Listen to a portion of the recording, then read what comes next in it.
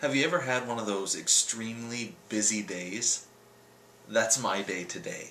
I woke up at 7 o'clock this morning, and for a lot of you, that may not be a big deal. Maybe you get up at 7 a.m. every day, or maybe even earlier. For me, I never see 7 a.m. That's just entirely too early for me, but today was one of those days that I had to get up that early because today is my busy day. One of the reasons it's extra busy for me is we have Breaking Away coming up this weekend.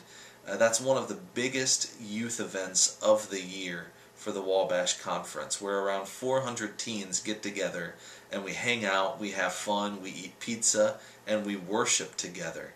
And I'm one of the people that's in charge of that event, so I have a lot of planning and work that I need to do to get ready to make sure that that event goes smoothly this weekend.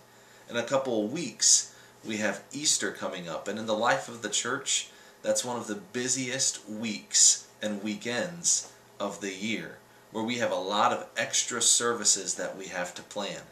And just in the life of the youth group, we have a lot of stuff going on.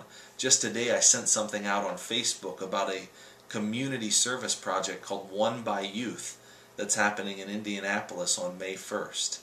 There's just so much that I have to do today, and I know that I'm not the only one. I know a lot of you are at school right now as I'm recording this, and you have a lot of work that you're doing there and a lot of work that you take home.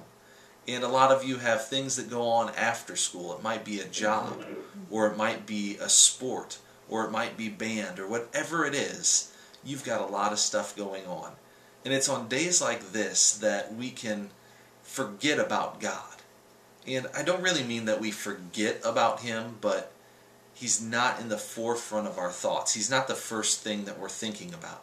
I know for me, I can easily get caught up in all of the planning and all of the stuff that I have to do, that on my to-do list, spending time with God just doesn't make it sometimes. And I feel bad for that, because when I read through Scripture, I see that Psalm 46:10 says this: "Be still and know that I am God."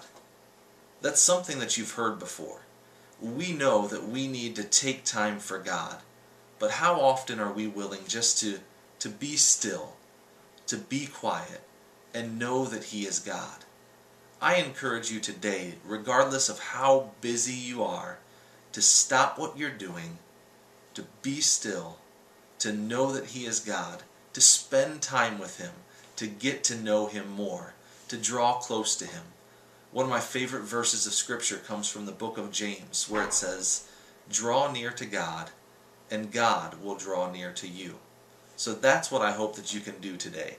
Draw near to God, be still, know that He is God. In fact, that's what I'm going to do right now. I'll see you guys later.